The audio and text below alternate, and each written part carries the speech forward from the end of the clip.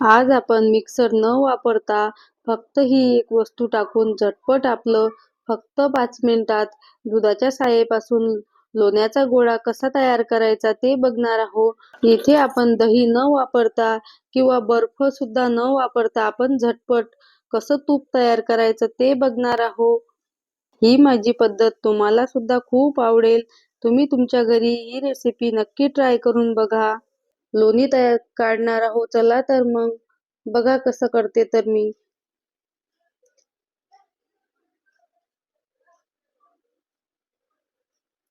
इथे मी सर्वात आधी 15 दिवसाची दुधावरची साय घेतलेली आहे. बघू शकता तुम्ही. ही साय मी फ्रीजरमध्ये स्टोअर केलेली होती आणि 4 ते 5 तास बाहेर काढून ठेवलेली होती. तुम्हाला जर संध्याकाळी लोणी काढायचं असेल तर तुम्ही सकाळी ही साय बाहेर काढून ठेवली तरी चालेल किंवा 4 ते 5 तास ठेवली तरी चालते. इथे आता आपल्याला दुधाची साय मी इथे चमच्याने व्यवस्थित अशी मिक्स करून घेणार आहे.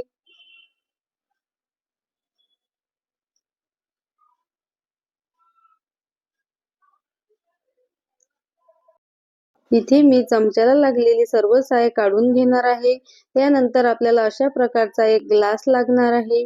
तुम्ही याच ठिकाणी दुसरं कोणतंही भांडं असं जे उंच असेल ते वापरू शकता आणि आपल्याला अशा हा ग्लास गोल गोल फिरवत लोणी काढायचं आहे. बघू शकता तुम्ही. आपला हात न भरता सोप्या पद्धतीने आपल्याला ही लोणी काढता येते. अशा प्रकारचं आपल्याला एक पसरट भांडं हवं आहे. पसरट भांड्यातच तुम्ही इथे दुधाची साय घ्या आणि अशा प्रकारे फेटून घ्या.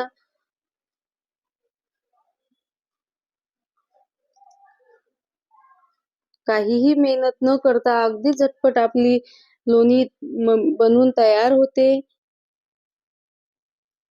इथे मी 2 ते 3 मिनिटं असंच फेटून घेणार आहे आणि त्यानंतर आपल्याला ग्लास काढून घ्यायचा आहे. चमच्याने बघू शकता तुम्ही.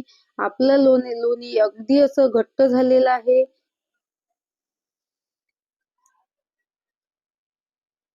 यावर आता आपल्याला तुरटीचा तुकडा फिरवायचा आहे. आपण जे घरात वापरतो तुरटी कुरड्यांना वगैरे तीच तुरटी आपल्याला इथे घ्यायची आहे आणि असं लोण्यावर अलगद वरच्या वर फिरवून घ्यायचं आहे. अशा प्रकारे बघू शकता तुम्ही.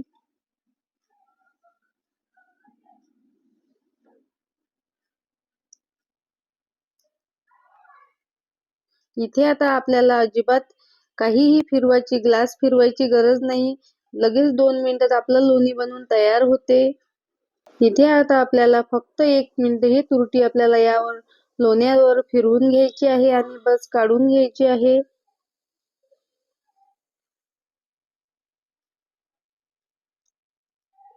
यावर मी आता थंड पाणी ओतून दाखवते तुम्हाला. अगदी आपल्या लोण्याचा गोळा बनवून तयार झालेला आहे. बघू शकता तुम्ही. अगदी कमी मेहनत करून हा आपला लोण्याचा गोळा बनवून तयार होते. आपल्याला हे लोण्याचा गोळा असा एका ठिकाणी जमा करून घ्यायचा आहे. अशा प्रकारे बघू शकता तुम्ही. आपला लोण्याचा गोळा मस्त असा बनवून तयार झालेला आहे. इथे आता आपल्याला हा लोण्याचा गोळा मस्त असा 3 ते 4 पाण्याने स्वच्छ धुवून घ्यायचा आहे. बघू शकता तुम्ही. इतक्या सोप्या पद्धतीने इथे आता आपण साईपासून लोण्याचा गोळा बनवून तयार केलेला आहे. त्यानंतर आपल्याला एका कढईमध्ये हा लोण्याचा गोळा टाकून घ्यायचा आहे आणि गॅसवर ठेवायचा आहे. आता आपण तूप तयार करणार आहोत. इथे मी गॅस चालू केलेला आहे आणि कढई गॅसवर ठेवून घेतलेली आहे.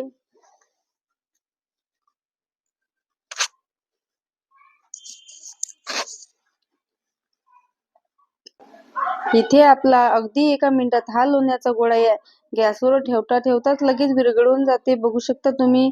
आपल्याला हे आता कंटिन्यू हलवत तूप तयार करून घ्यायचं आहे, नाहीतर लगेच आपल्या कढईच्या तळाला लागू शकते.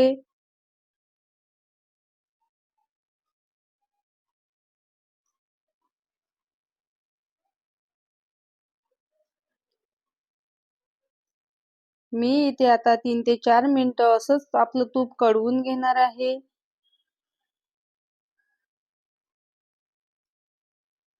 इथे जर आपण गॅस मोठा ठेवला तर लगेच तूप आपलं उतू जाते, खाली जाते लगेच. यामध्ये आता आपल्याला 2 लवंगा घालून घ्यायच्या आहे. लवंगीमुळे आपलं तूप छान असं राहते. बघू शकता तुम्ही 3 ते 4 मिनिटानंतर आपलं तूप आता निघायला सुरुवात झालेली आहे.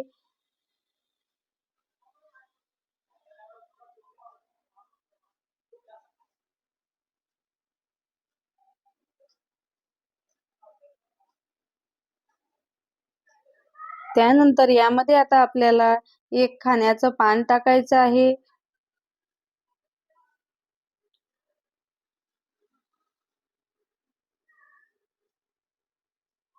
ते पान यामध्ये आता आपल्याला छान असं कढवून घ्यायचं आहे.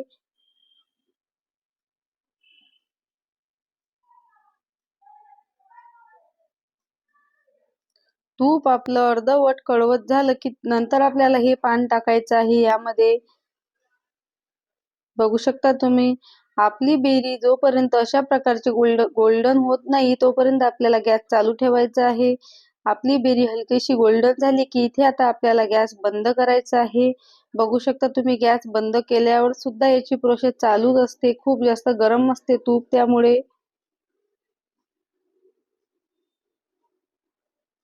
तुम्ही जर इथे जास्त डार्क अशी बेरी केली तर आपलं तूप कळवट लागू शकते. त्यानंतर यावर झाकण ठेवून आपल्याला असंच ठेवायचं आहे. बघू शकता तुम्ही सकाळी इथे मी आता चेक करते. मस्त असं आपलं तूप बनवून तयार झालेलं आहे.